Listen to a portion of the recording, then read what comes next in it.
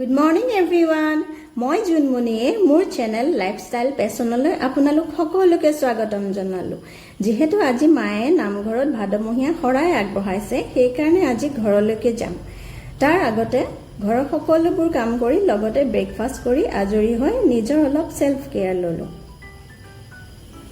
স্কিনত মই সপ্তাহত এটা ফেস পেক লগাওয়ে য'ত আছে পকা কল, হালধি, নাৰিকল তেল আৰু লগতে মোৰ এটা পেষ্ট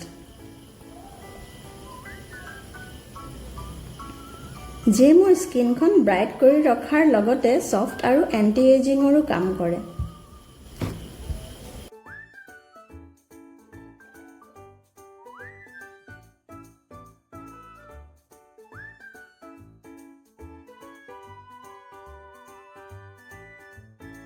বৰ্তমান ভণ্টিহঁতৰ ঘৰলৈ আহি পালোহি। আলহী আহিলেও কিন্তু ঘৰত মানুহেই নাই।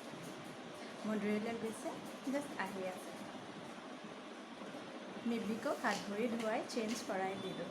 মিবিকে এতিয়া ককায়েকৰ বস্তুবোৰ পাই এটা এটাকৈ খেলি আছে। চাওকচোন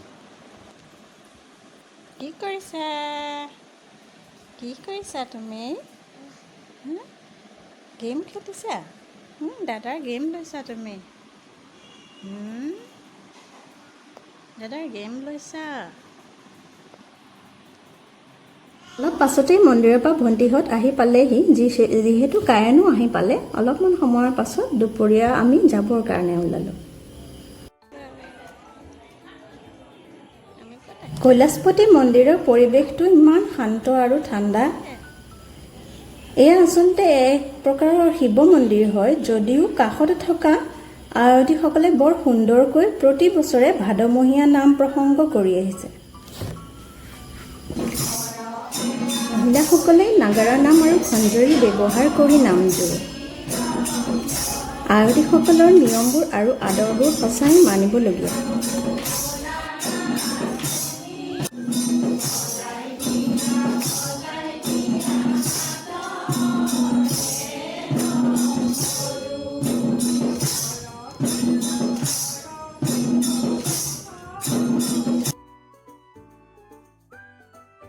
শৰাই লৈ আহোঁ মানে সন্ধিয়া 7টাই বাজিলে। ইফালে কায়ানৰ হাফ ইয়াৰলি এক্সাম আহি আছে, সেইকাৰণে সি পঢ়াত বহিলে আৰু আমি অলপমান চাহ খাই ৰেষ্ট ল'লোঁ।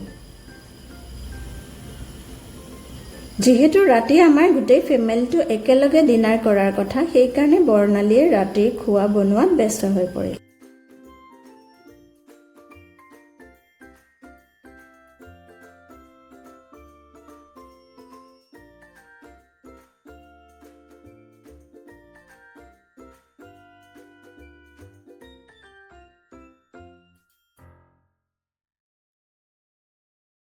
ডিনাৰ কৰি আমি 9:30 বজাত ঘৰ সোমালোহি। যিহেতু গোটেই দিনটো মৃদভিকে খেলি আছিল, ভাগৰতে সি গাড়ীতে শুই আহিল। আজিৰ ভিডিঅ'টো কেনেকুৱা লাগিল আপোনালোকে কমেণ্ট কৰি জনাবচোন। ধন্যবাদ।